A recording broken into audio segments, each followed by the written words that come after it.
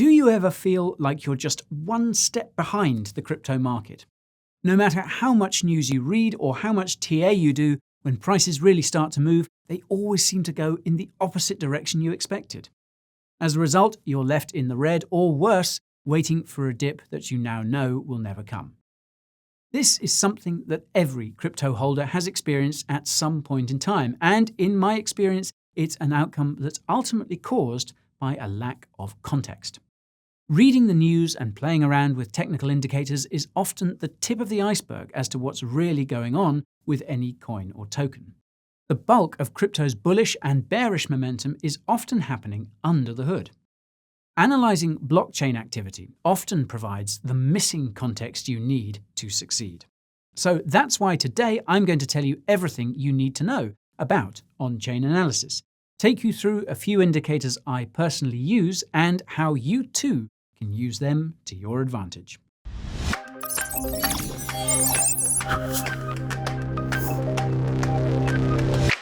Before I unpack any blockchain metrics, I need to make a disclaimer stick. I'm not a financial advisor, so I can't tell you what to do with your money. All I can do is provide educational content that's occasionally funny. If this channel is uncharted territory, my name is Guy and crypto is my story. I was a slave to fiat until I discovered BTC, and now I teach crypto for free. The Coin Bureau contains the many fruits of my labor. Coins, tokens, news, reviews, there's more than enough content for you to savor. If you want to learn more about the future of money, subscribe to the channel, ping that notification bell, and be sure to hurry. Speaking of which, if you've got loads of other things to do, I've left a bunch of timestamps in the video timeline just for you. You can use these to skip around, but watching the whole way through will help this video get found. So, now that my disclaimer is in your brain, let's get on and explore the blockchain. If this is your first time hearing about on-chain analysis, a bit of background is in order. In brief, on-chain analysis involves tracking cryptocurrency transactions. This is possible because almost every cryptocurrency blockchain is publicly viewable, meaning you can see money moving between wallets in real time. This is done using a blockchain explorer, and chances are you've used one before to check if your cryptocurrency transaction went through or not. The thing is, there is much more you can do with blockchain explorers than checking transaction confirmations. Watching the flow of coins and tokens between wallets at both the micro and macro levels can give you a better idea of what the holders of those coins and tokens are actually doing in real time. In terms of micro-analysis, this involves digging through wallet addresses manually, and I'll show you how to do this in a moment. In terms of macro-analysis, this involves leveraging various paid and unpaid on-chain indicators that don't always involve wallet activity. I'll dive into those later. First, let me show you just how much information you can uncover about a cryptocurrency by hand with a blockchain explorer. For some of the large cryptocurrencies like Bitcoin, Ethereum, Litecoin, and Dogecoin, a few key on-chain metrics can be easily checked using the rich list on Bitinfocharts. I'll leave a link to the site in the description. Using Bitcoin as an example, you can see that BTC's supply is quite evenly spread among the top 100 wallets. This is quite a good sign because it means that there isn't any one wallet which could dump BTC and crash the price, which is of course not the case with Dogecoin. Because Bitinfocharts shows you when each wallet last sent or received BTC, this can also give you an idea of whether the wallet is active or whether someone lost their private keys, i.e. access to their wallet. As I mentioned in my video about lost Bitcoin, more than 20% of BTC's supply is believed to be lost because it hasn't moved in many years, despite all the bull markets we've seen since that time. Another thing Bitinfocharts tells you is which wallets belong to cryptocurrency exchanges. This is important to know because if a lot of BTC is moving into exchange wallets, it means people are selling. And if a lot of BTC is moving out of exchange wallets, it means people are hodling. When you see big investors, aka whales, moving large amounts of BTC onto exchanges, this is generally considered to be a very bad sign. Now that said, there's a lot of nuances to whale movements, and I detailed those in a video which you can find up there in the top right. Now, the last valuable piece of information you'll find on Bitinfocharts is whether a wallet is a multi-sig wallet. As the name suggests, multi-sig wallets require multiple people to sign off a transaction before it's sent out. Now, the reason why multi-sig wallets are important is because they often belong to institutional investors, and that means you should be watching those wallets very closely. When it comes to analyzing on-chain metrics for smaller altcoins, you should always do your best to find as many different blockchain explorers as you can for the cryptocurrency you're looking into. This is because the default blockchain explorers for some cryptocurrencies lack a lot of critical information. Sometimes they don't really show you anything at all. Now, to me, this is a red flag, because if a crypto project is legit, it should have nothing to hide when it comes to supply distribution and which wallet belongs to whom, within reason, of course. Given that most altcoins are tokens living on smart contract blockchains, you should be able to see everything, since on-chain information about tokens is often easier to find than for native coins. And because most of the popular altcoins exist on Ethereum, I'll stick to Etherscan.io for the purposes of this video. The company that made Etherscan also made BSC Scan for the Binance Smart Chain and Polygon Scan for Ethereum's Polygon sidechain, so the information here will be widely applicable too. Anyways, once you've found your preferred token using the search bar in the top right, the rich list can be found under the Holders tab.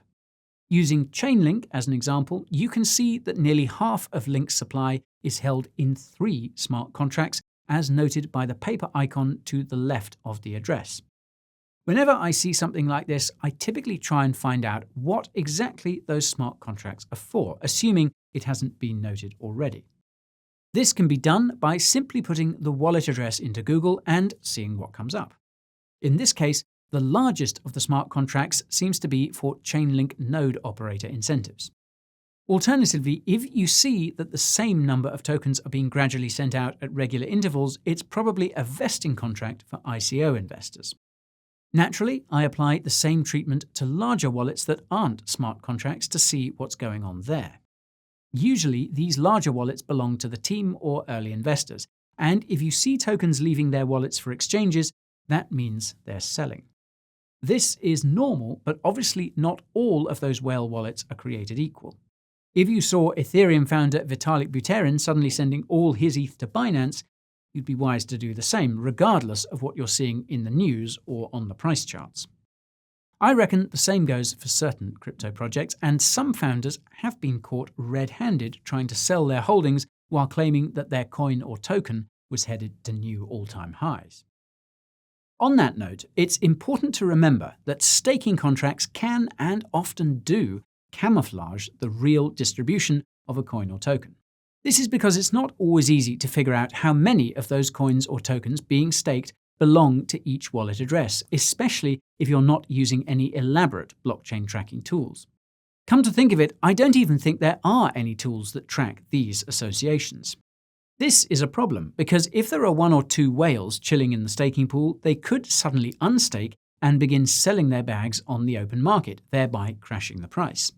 Staking contracts can also have profound implications for a cryptocurrency's supply, specifically for proof-of-stake cryptocurrencies. A textbook example here is Avalanche. Now, when I covered Avalanche 7 months ago, around 70% of AVAX's supply was being staked, despite the fact that only a fraction of AVAX's supply was actually in circulation. This suggests that early AVAX investors were allowed to stake their coins while their allocations were vesting, and that means they were earning additional AVAX during that time. When I covered Avalanche more recently, only around 50% of AVAX's supply was being staked, suggesting that many of AVAX's early investors decided to cash out as soon as they could. Assuming they earned additional AVAX during that time, the amount of AVAX that entered circulation was probably larger than what the official vesting schedule would lead you to believe. This phenomenon is one that I've seen many times before, and it's one that I don't see getting factored in nearly enough when I see others analyzing cryptocurrencies. Now, in any case, the main takeaway here is that the percentage of any coin or token that's being staked is a fairly robust measure of whether people are hodling or planning to sell. This metric can be easily tracked using the Blockchain Explorer for that particular cryptocurrency. If that information isn't shown, chances are you'll find it on stakingrewards.com. Note that the staked percentage on staking rewards does not seem to update in real time. Now, using Cardano as an example, you can see that 70% of ADA's supply is being staked, which is about the same as what it's been for the last few months. This shows an amazing amount of commitment from the Cardano community. The scary thing is that this could change quite quickly, given that staked ADA is not locked. It can be unstaked and sold at any time, so if you hold ADA, pay very close attention to this metric. Conversely, if you hold any proof-of-stake cryptocurrencies with lengthy unstaking times such as Polkadot, you'll probably have an easier time selling the top and buying the dip, assuming you're not staking too. This is because the restriction on market-ready supply makes prices more volatile, and that can be both a blessing and a curse depending on what the rest of the crypto market is doing, particularly Bitcoin. If you're wondering what the equivalent of staking percentage is for proof-of-work cryptocurrencies, the answer is exchange balances. Exchange balances of BTC and ETH have been in the news over the last few months, and this is because of what I mentioned a few moments ago. Low exchange balance means higher price volatility. What's interesting is that even though the crypto market hasn't been looking all that hot lately, exchange balances of BTC and ETH continue to drop. This means that Bitcoin and Ethereum hodlers continue to accumulate even as prices drop, suggesting that what we're seeing now might be a bear trap. You can find both of these on-chain indicators on CryptoQuant for free, though I personally use Glassnode because it offers more features for the indicators. I'll leave links to both down below. Now, as I mentioned in my video about my daily crypto routine, another on-chain indicator I frequently check is the percentage of BTC held by whales. This indicator can also be found on Glassnode. As you can see here, whales sold off their holdings quite aggressively during March and April when BTC was reaching its all-time highs. Obviously, if you were only focusing on the price and the news around that time, you had no idea that the rug was being slowly pulled out from under you. The good news is that if you're in it for the long haul, these short-term swings in whale activity are not nearly as important as another on-chain indicator, and that's the number of Bitcoin wallets with a non-zero balance. Though this indicator is also found on Glassnode, you can find variations of it for free elsewhere, including CryptoQuant. In all cases, the trend is clear. The number of new Bitcoin addresses continues to grow. The same trend can be seen on Ethereum's unique address chart, which can be found on Etherscan.io. Now, it's worth pointing out that this number seems to be peaking. This is probably because of Ethereum's extremely high gas fees, which have users migrating to other smart contract cryptocurrencies like Solana. While there are not yet any indicators which track the address growth for Ethereum alternatives, an easy way to estimate this is to see how many downloads their browser wallet extensions have. To give you an idea of just how quickly the user base of some of these cryptocurrencies is growing, when I recently did my Solana tutorial video, the Phantom wallet browser extension had 200,000 downloads. Now it has more than 300,000 downloads. And pro tip, if you want to try checking this out with a few of your favorite crypto projects, put the link of the browser extension wallet into the Wayback Machine. With some luck, you'll get a blast from the past. The last two on-chain metrics I want to mention today are the number of validator nodes for proof-of-stake cryptocurrencies and the number of miners and hash power for proof-of-work cryptocurrencies. I would argue that these two on-chain indicators are the most important, simply because becoming a validator or a miner is a serious commitment. Running a validator requires constant attention and thousands of dollars of investment into a very volatile coin. If you're not careful, you could even be slashed and lose some of that crypto. When you see that a proof-of-stake cryptocurrency is adding dozens of validators every month, this means there are some very wealthy people who believe in the long-term potential of the project. The example that comes to mind here is Ethereum 2.0. Spinning up a validator node requires 32 ETH, which is well over 100 grand at the time of shooting. Not only that, but any ETH staked on Ethereum 2.0's chain will not be tradable until Ethereum 1.0 transitions to proof of stake. Now, even with these high demands, the Ethereum 2.0 staking contract has become the largest ETH wallet on Ethereum. Oddly enough, Ethereum's proof-of-work hash rate also recently hit a new all-time high, despite the fact that its blockchain will soon be transitioning to proof of stake.